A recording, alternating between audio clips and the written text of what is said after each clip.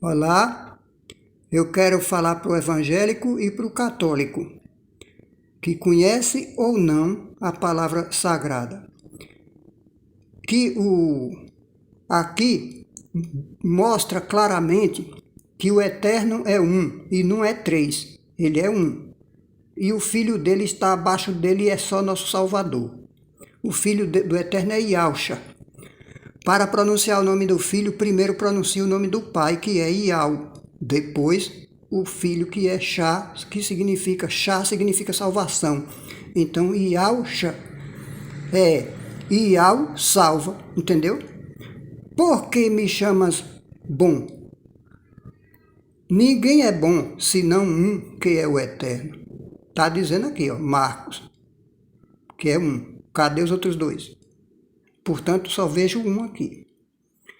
Marcos capítulo 12, versículo 28 ao 34. Eu vou ler o 28 e o 34 você lê aí. Respondeu Yahshua: primeiro ouve Israel, Yahweh é um. Cadê os outros dois? Vamos aí. Lucas capítulo 4, versículo 8. E Yahshua respondendo disse: para trás de mim, Satã, porque está escrito: a Yahweh teu Criador temerás, a ele servirás e a ele te apegarás. Viu que ele disse a ele não disse a eles. Se fossem três, ele dizia a eles, mas ele disse não foi no plural, ele falou apenas de uma só pessoa. Mas vamos ver mais provas aqui. Matitial, que é Mateus, capítulo 4, versículo 10, diz: então disse Yahshua: retira-te, ó adversário, porque está escrito: a Yahweh teu Criador temerás, e só a ele prestarás culto. Cadê? Se fosse mais de um, ele dizia eles. Ele não falou assim, ele disse ele, só a ele. Então essa passagem aqui é na hora da tentação lá, depois dele jejuar 40 dias e 40 noites, assim como nessa outra aqui também. Entendeu? Então aqui mostra que o Eterno é um só. Agora vamos ver aqui o que disse de novo Mateus capítulo 24, versículo 28, versículo 8 ao 9. Aqui eu vou ler os dois versículos. Vocês, porém, não vos chameis mestre, porque um só, olha só, ele enfatizou aqui, um só é seu mestre. Aqui ele falou dele, o ungido, ele falou dele. E todos vocês são irmãos. O versículo 9 diz: e a ninguém sobre a terra chameis seu pai, porque um só é seu pai, o qual está nos céus. Cadê o outro? Não existe outros, só existe um. Então, rasguem todas as Bíblias e joguem fora para não ver isso aqui, porque isso aqui é a pura verdade. Não foi eu que escrevi. 1 Timóteo, capítulo 2, versículo 5, diz o seguinte: porque há um só Eterno e um só mediador entre o Eterno e os homens. O mediador é ele, e o Eterno é o seu Pai. Que ele disse, um só mediador entre Yahweh e os homens, o ungido, e Yahshua, homem. Ele não é um criador, ele é um homem purificado, um homem glorificado. Até no evangelho lá de João, que é herético, cheio de coisa contraditória, cheio da mente humana colocada por vontade dos seres humanos, encontra-se a seguinte afirmação.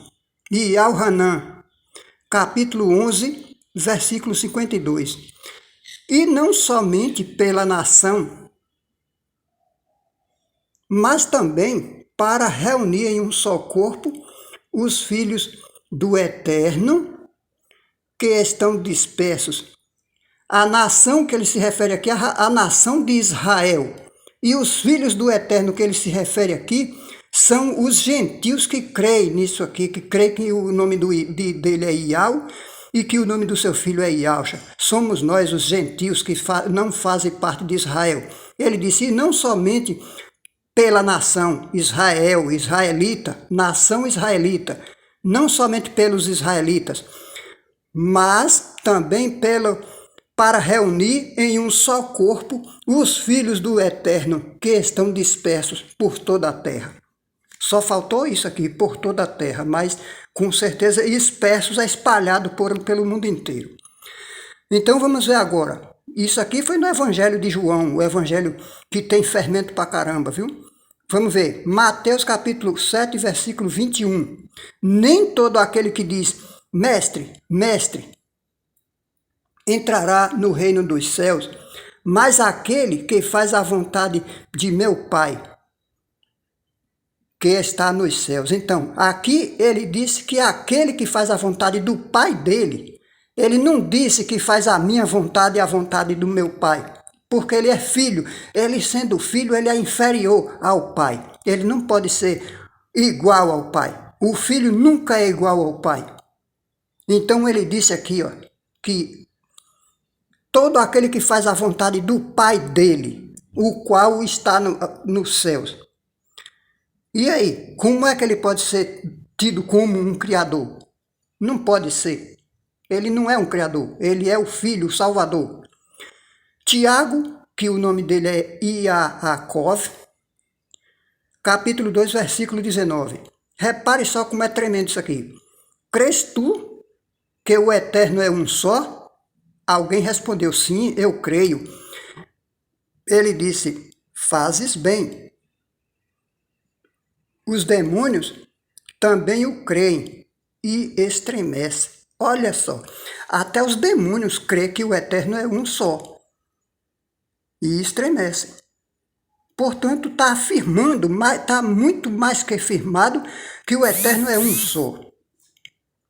Vem de novo Tiago, capítulo 4, versículo 12. Há um só legislador e juiz, aquele que pode salvar e destruir.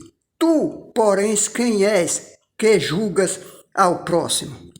Então eu quero aproveitar aqui essa ressalva, meu amigo, e dizer a você que antes de você me julgar por causa das verdades que está aqui, antes de você me julgar, lembre-se que eu já tenho um juiz. Esse mesmo juiz que me julga vai julgar você também. Portanto, se você concordar ou não, seja coerente com o seu comentário e não faça mau juízo de mim, porque aqui está. Há um só legislador e juiz, aquele que dá, que salva e destrói. E tu, porém, quem és que julgas ao próximo? Então não faça julgamento de minha pessoa por causa dessas verdades aqui. Entendeu?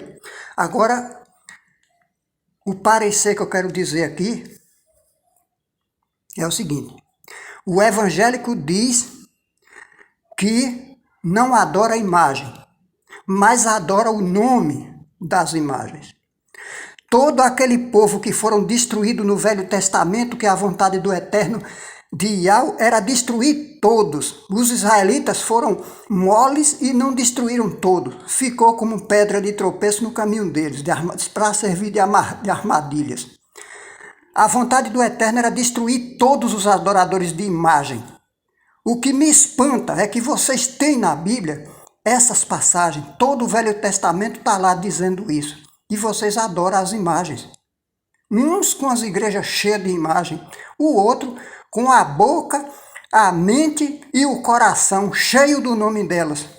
Porque, meu amigo evangélico, você não tem a imagem ali construída na sua frente, mas a parte pior você tem, que é o nome dela. Porque se você tirar o nome delas, se não tivesse o nome delas, as imagens não significavam nada. Elas não significam nada, mas o nome delas que você tem, você adora ela. Entendeu, meu amigo? Se você tirar o nome, se você não conhecesse os nomes dessas estátuas, elas não significam nada, elas não tinham valor nenhum. O valor quem dá é você, porém ela não tem o valor que você dá. E aí você não é diferente do católico. A única vantagem aí é a qual? Nenhuma. Aqui está, é uma caneta. Se tirar o nome, Se ninguém souber que você quer uma caneta, vai dizer que ela é o quê? Então, meu amigo, a imagem sem o nome, ela não significa nada. Mas o nome da imagem, na sua boca, ele acaba com a sua reputação espiritual. Ele acaba com a sua salvação. Você está frito se você não abandonar a idolatria a Satanás, porque isso aí é coisa de Satanás. Você lembre-se que lá no Êxodo, quando Arão fez o bezerro de ouro, leia lá no Êxodo, quando Arão fez o bezerro de ouro, qual foi a resposta do Eterno? Matem todos os que adoraram o bezerro de ouro. O que foi aquilo? Ali era o quê? O bezerro de ouro é uma imagem ou não é? Portanto, meu amigo, não queira você, por causa dessas verdades que eu botei aqui, querer ser meu juiz, não, que eu não preciso do seu juízo, eu preciso do juízo do Eterno. E lembre-se disso, porque eu sou seu amigo, eu estou querendo abrir os seus olhos, eu não estou te convidando para uma denominação, eu estou te convidando para você conhecer o nome, olha. Yahshua é o nosso Salvador, olha. Este salva, porque é através do seu Pai, é de seu Pai que vem a salvação através do Filho. Este nome aqui, ó, Yahweh, é quem manda a salvação pelo seu Filho. Você está compreendendo? Se você não compreender, meu compadre, é porque ele não quer que você saiba disso. Fique na paz e na graça de Yahshua e de Yahweh dos exércitos.